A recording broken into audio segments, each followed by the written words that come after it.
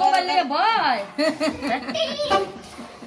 দুয়ারে দুয়ারে গুরি মুমিন লা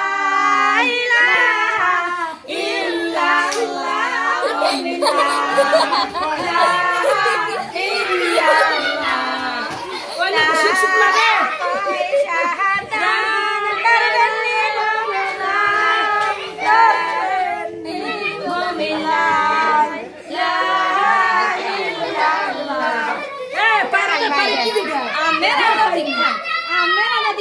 অপেক্ষা করে বড় বাড়ি